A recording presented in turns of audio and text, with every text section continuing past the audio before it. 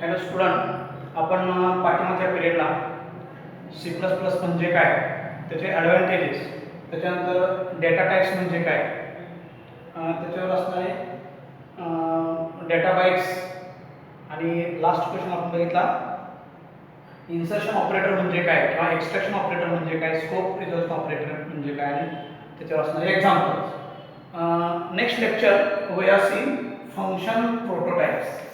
आता आपल्याला C plus प्लसचे programme करत असताना काही फंक्शन्स बनवावं लागतात युजरकडून किंवा आपण स्वतः फंक्शन बनवतो, त्याला आपण म्हणतो फंक्शन प्रोटोटाइप. आता हे फंक्शन कसे बनवायचे किंवा फंक्शन कसे तयार करायचे, तर त्या संदर्भात क्वेश्चन परीक्षेमध्ये विचारत आहे what is function prototype, explain syntax and rules of function prototypes. लक्षात आहे? तर फंक्शन प्रोटोटाइप्स म्हणजे काय, the argument is pass to the main function and type of value can be returned to the main function, then this function is also called function prototypes. म्हणजे काय की सगळ्यात शेवटी आपण प्रोग्राम नंतर सगळ्यात शेवटी आपण फॉर्म्युला यूज करतो आणि फॉर्म्युला यूज करून जो फॉर्म्युला कडून एखादा एक्सप्रेशन सॉल्व झालेला आहे ते मेन फंक्शनला पास करणे, then it is also called function prototype. The argument is passed to the main function and value can be returned by the function, then this function is also called function prototype. आता हा function prototypes C plus plus प्रोग्राममध्ये कुठे लिहायचं, तर ज्यावेळेस आपण while main open करतो किंवा व्हाईल मेन स्टेटमेंट लिहितो त्याच्या अगोदर त्या प्रोग्रामचं नाव लिहा आणि त्याचं फंक्शन प्रोटोटाइप राईट करा. त्यासाठी सिंटॅक्स आहे data types, function name, argument list आणि फंक्शन बॉडी. तर आपण एक्झाम्पलद्वारे जर हे प्रूव्ह केलं तर बघा काय होतंय. एक्झाम्पल आपण आता आकृतीमध्ये बघू. डेटा टाइप्स हा इंटिजर असेल, फंक्शन नेम हे फॅक्टोरियलसाठी फॅक्ट असेल आणि आर्ग्युमेंट लिस्ट जे पास करणारे आर्ग्युमेंट्स आहेत किंवा प्रोग्राममध्ये वापरणारे जे व्हेरिएबल्स आहेत ते व्हेरिएबल म्हणजे आर्ग्युमेंट लिस्ट असणार आहे. तर अशा पद्धतीने हे फंक्शन बनवायचे आणि फंक्शन्स बनवून त्याच्या अंडर व्हाईल मेन यूज करून तुम्हाला प्रोग्रामला सुरुवात करायची आहे. लक्षात आहे? तर data types, function name, argument list. तर data type integer, character, float पैकी एक डेटा टाइप्स यूज करा. इंटिजर कोणता प्रोग्राम तयार करायचा आहे त्याचं एक सांकेतिक स्टेटमेंट तयार करा. फॅक्टोरियलचा प्रोग्राम तर फॅक्ट मी या ठिकाणी घेतलेला आहे, तो नंबर n मध्ये ऍक्सेप्ट करतो म्हणून इंटिजर n घेतला आहे. तर हा झाला आपला फंक्शन प्रोटोटाइप्स. लक्षात आहे? नेक्स्ट क्वेश्चन प्रश्नामध्ये विचारत आहे what is function overloading, explain with suitable example. आता एकाच प्रोग्राममध्ये तर अनेक फंक्शनचा जर वापर केला तर ओव्हरलोडिंग ही एरर डिस्प्ले होते. लक्षात आहे? तर ओव्हरलोडिंग, तर ही ओव्हरलोडिंग एरर जी आहे ती कशा पद्धतीने सॉल्व्ह करायची, लक्षात आहे?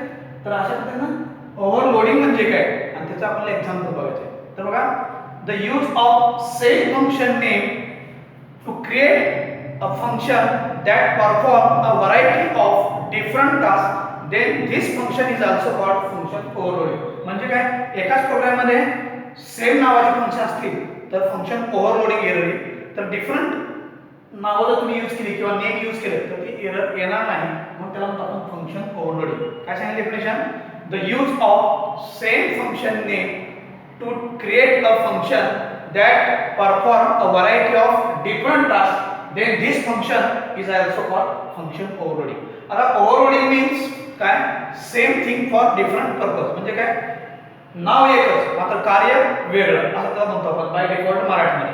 काय सांगितलं, use of same thing but different purpose. To create, to correct function are invoke and determine by a function. तयार केलेलं फंक्शन आहे ते तुम्ही प्रोग्राममध्ये यूज करा आणि डिटेक्ट करा. लक्षात आहे? फॉर दॅट एक्झाम्पल आता बघा एक्झाम्पलद्वारे तुम्हाला समजेल.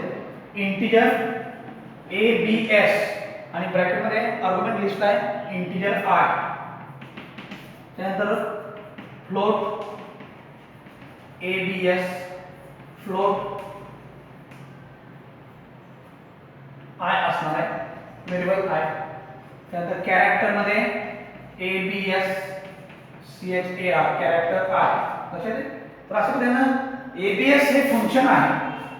सगळ्याच डेटा टाइप्स मध्ये फंक्शन सेम यूज केलेलं आहे मात्र डिफरंट पर्पज. डिफरंट फ्लोट म्हणजे इंटिजर म्हणजे पूर्णांक संख्या आली, फ्लोट म्हणजे काय अपूर्णांक संख्या आली, कॅरेक्टर म्हणजे काय स्टेटमेंट राईट आलं. तर अशा पद्धतीनं काय वेगळं आहे पण फंक्शन नेम सारखंच आहे. लक्षात आहे. काय सांगितलं overloading means use of same thing but different purpose. Function name same कार्य मात्र प्रत्येकाचं वेगळं. लक्षात आहे. इंटिजर म्हणजे पूर्णांक संख्येमध्ये डिस्प्ले करणार आउटपुट, फ्लोट मध्ये अपूर्णांक संख्येमध्ये डिस्प्ले आउटपुट करणार आणि कॅरेक्टर म्हणजे इंग्लिश तर वर्ड्स मध्ये आउटपुट डिस्प्ले करणार. आता कार्याचं काय वेगळं आहे. तर असं पद्धतीनं आपल्याला फंक्शन ओव्हरलोडिंग आणि फंक्शन प्रोटोटाइप हे दोन्ही सिंटॅक्स रूल्स आणि एक्झाम्पल द्वारे आपण ते बघितलेलं आहे. लक्षात आहे. आता काय प्रोग्रामची यादी आहे ती यादी या ताकड्यामध्ये तुम्ही प्रोग्राम सी प्लस प्लसचे सिंपल प्रोग्राम केलेले आहे. तर ती यादी तुम्हाला मी पाठवतोय. तर ती यादी मधले सगळे प्रोग्राम हे 12वी सायन्सच्या पेपर फ्लोच्या वहीमध्ये लिहून घ्या. लक्षात आहे. पहिला प्रोग्राम असेल swapping of two number, swapping of two number. तर हे सगळे प्रोग्राम सिंपल प्रोग्राम वहीमध्ये तुम्ही लिहायचे. त्याच्यानंतर फॅक्टोरियल ऑफ नॅचरल नंबर, त्याच्यानंतर फिबोनाची सिरीज नंबर, त्याच्यानंतर प्राइम और नॉट प्राइम नंबर,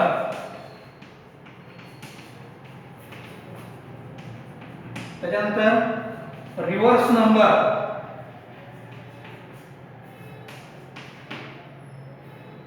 त्याच्यानंतर power value, power value method किंवा पॉवर व्हॅल्यू नंबर किंवा मेथड. तर 5 ते 6 प्रोग्राम आहे. 5 ते 6 प्रोग्राम सिंपल प्रोग्राम आहेत. 11वीचे 12वीच्या वहीमध्ये व्यवस्थित लिहून काढायचे. कारण हे सिंपल प्रोग्राम सुद्धा तुम्हाला बोर्ड परीक्षेमध्ये 5 मार्कासाठी विचारतात. लक्षात आहे. तर या ठिकाणी पहिला पार्ट सी प्लस प्लसचे 6 ते 8 पार्ट आहे. तर सी प्लस प्लसचा पहिला पार्ट संपलेला आहे. कुठला introduction in C plus plus. त्याच्यामध्ये काय बघितलं आपण सी प्लस प्लस म्हणजे काय, त्याचे ॲडव्हांटेजेस, डेटा टाइप्स म्हणजे काय, त्याचे असणारे रेंज आणि बाइट्स. तिसरं बघितलं आपण operators in C plus plus. आणि आजच्या लेक्चरला आपण फंक्शन प्रोटोटाइप्स म्हणजे काय आणि फंक्शन ओव्हरलोडिंग म्हणजे काय हे बघितलं आणि त्याच्यावर असणारे सिंटॅक्स आणि एक्झाम्पल बघितले. आणि लास्टला हे जे प्रोग्राम्स आहेत सिंपल प्रोग्राम्स, हे सिंपल प्रोग्राम्स सगळे ताकद तुम्हाला लिहून दिले ते 12वी सायन्सच्या पेपर फ्लोच्या सी प्लस प्लसच्या या टॉपिकमध्ये लिहून काढायचे. तर part C plus plus part first संपलेला आहे. सी प्लस प्लसचे 8 पार्ट आहेत. त्यातला पहिला पार्ट आपला संपलेला आहे. लक्षात आहे. ठीक. ओके.